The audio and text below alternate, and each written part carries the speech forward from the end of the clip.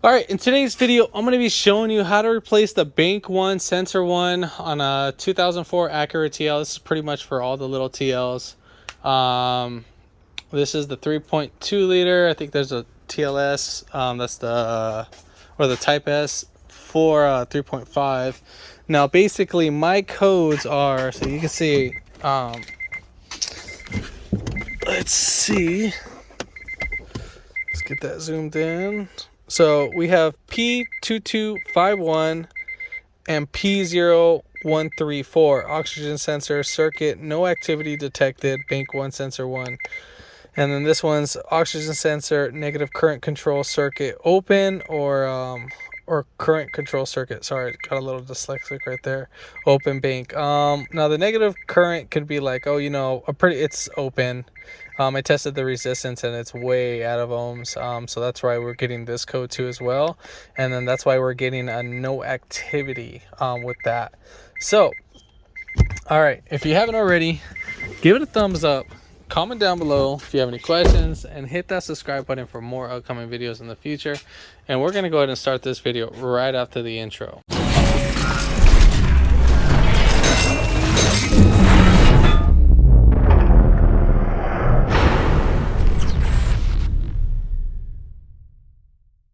So first things first, Bank 1 is going to be towards the firewall and Bank 2 is going to be right up front. Bank 1 Sensor 1 is going to be the one before the catalytic converter. So right here I can show you as a great example. So right there is our catalytic converter, that big round thing that's being covered up. So this right here is our Bank 1. So this is going to be the one that's our closest to our exhaust ports.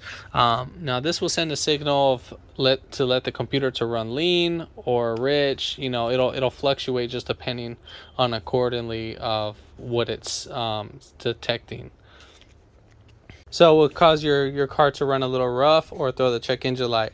Now if you do fix that, you can get better gas mileage upon that. Now let's be clear on this. Do not use anything else besides Denso. I think NTK might be fine. Yeah, just don't use anything else besides NGK. I don't even think they make NGK. They might, or I think it's NTK. But for sure Denso, they're not even that expensive. I think it's like around $100 from like the auto parts store. If you get them online, they're even way more cheaper. But do not use any Bosch, any Walkers, anything like that. The Hondas are very sensitive to that. All right, so our sensor is going to be in the back. So what we got to do is we got to lift this guy right up. So we're going to go ahead and pull this guy right up. Just lift that right up on out. All right, so next step, we got to take off this little cover right here. Now normally there's these little tabs. This one, yeah, this one's like broken. So there's this one, you just pull them towards you and you lift up. I might need to pull it from the other side. Yeah, so we're just gonna pull off this one right here. Just like that. All right, cool. So for demonstration purposes, I mean, you don't need to take off this bar. It's literally right there. So you can see, trying to get my hand up in here. So you see this little multicolor, you can see the exhaust right there. There's a cat, and then there's that, and then our wire harness is right over there. I'll show that in a little bit. I think that's it right there. Yeah, that's it right there. So we're gonna need a 22 millimeter or an oxygen sensor wrench. If you have the wrench, that will be even better.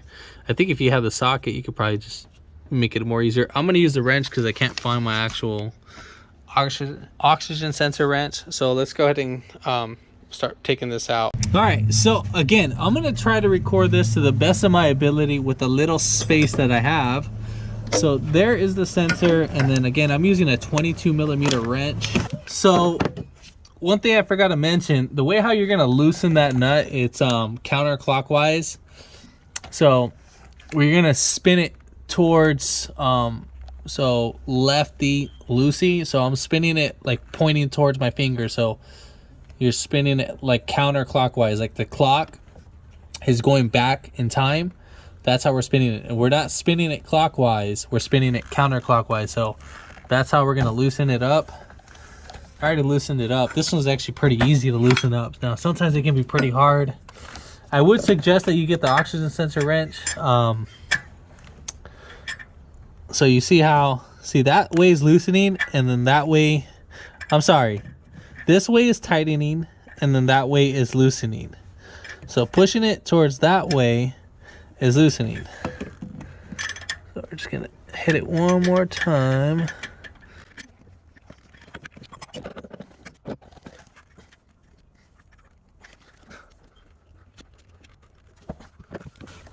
So right here, I don't know if you guys can see this. This is our oxygen sensor connector, and basically there's a little tab right there. So you can see that where my index finger is. So I'm gonna push that away from the connector, and then I'm gonna rock it on out at the same time.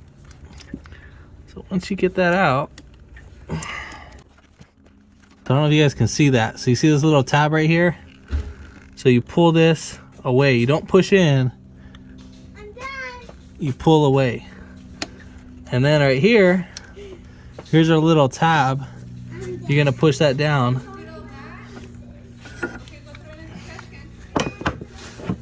And then my left hand's gonna be in the way, so we're just gonna push down and then pull that right out. So I'll just push down right there, and then we'll just loosen this up. This will make it more easier to. So here is our oxygen sensor. This was an NTK. Let's see. I just want to show you guys. So NTK right here. That's the brand NTK. Part number. I think it's. I'm gonna start all the way from up top. So it's gonna be LHALZA08-H6.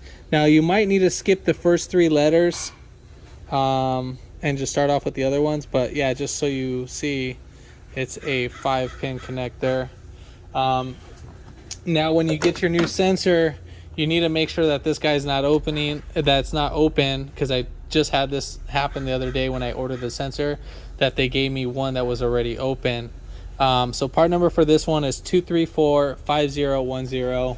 And basically what they did is that they switched out the sensor with a Bosch one, and I was pretty ticked off because that kind of set me back a little bit. So here's our sensor. Make sure it's not installed. Inspect it, because last thing you want is an installed sensor, and that's what we don't want. Let's see.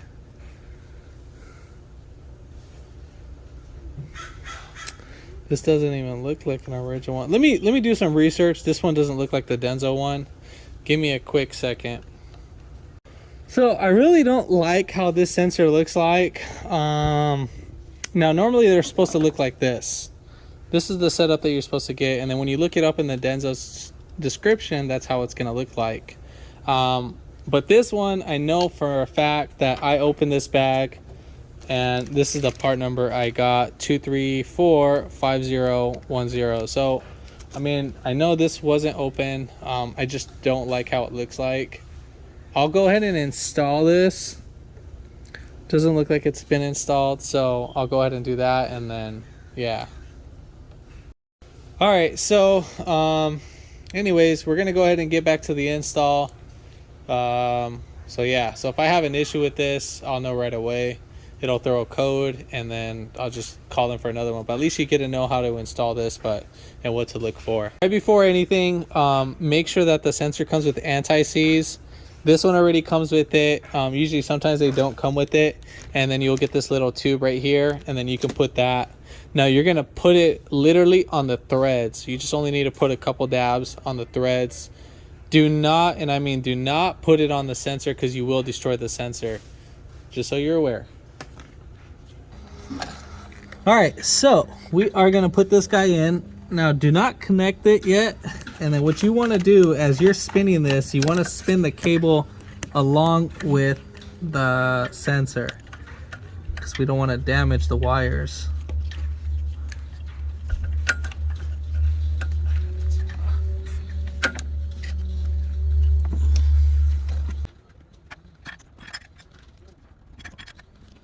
All right, so you're gonna tighten that. I think 20 foot-pounds would be pretty ideal for that. So now we're gonna go ahead and connect this. You can only connect this in one way. Click it until, push it in until it clicks. I don't know if you heard that click. And then we're gonna go ahead and slide this guy right in here.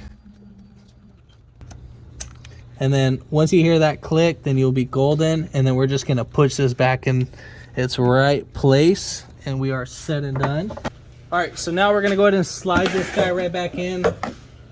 We will put that guy right there, and I'm gonna lift up this piece, slide this one right over it, and then we are gonna clip this in. Now these guys, make sure you guys push these little clips towards them so they clip. Now right here, I want to make sure we get this clear. There's these little tabs that this plastic, so right there you need to make sure that this needs to go on those tabs. All right, and also make sure that this guy goes under here. And then now same thing, we're gonna go ahead and clip this inside of here. All right, so now that's in. All right, so coming in the car, now I mean you can either disconnect the batteries to clear the codes, but I would recommend to clear it. So let me back this out. Let me see if I can still read it. I have the setting on here for, all right, so no codes are stored. I got to start this all over again. So let's go ahead and do this. What we need to go ahead and do is we need to clear the codes.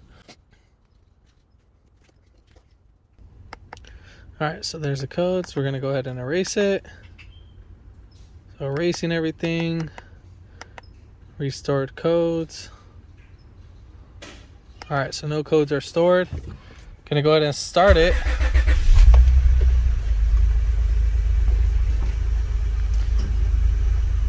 And so let's go ahead and check. So no codes are stored. Just make sure there's no pending codes. I don't trust this sensor, but all right, so far so good. I just want to check the live data on those oxygen sensors, making sure that they're working perfectly fine. I think this might show it.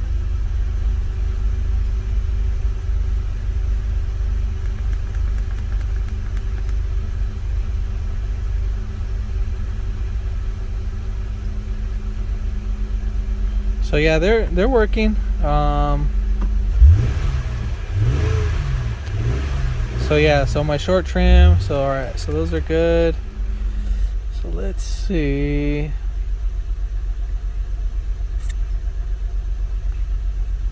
Those are bank 1 sensor 2s. All right, so those are working accordingly. But yeah, so our short term and long trim fuels, so those are responsive. One of them wasn't even responsive. It was just always showing 0, which is kind of weird. Let's check for pending codes again. All right, no pending codes. We are good to go. But yeah, so if this video helped you out, give it a thumbs up, comment down below if you have any questions, and then hit that subscribe button for more upcoming videos in the future. And thanks for watching.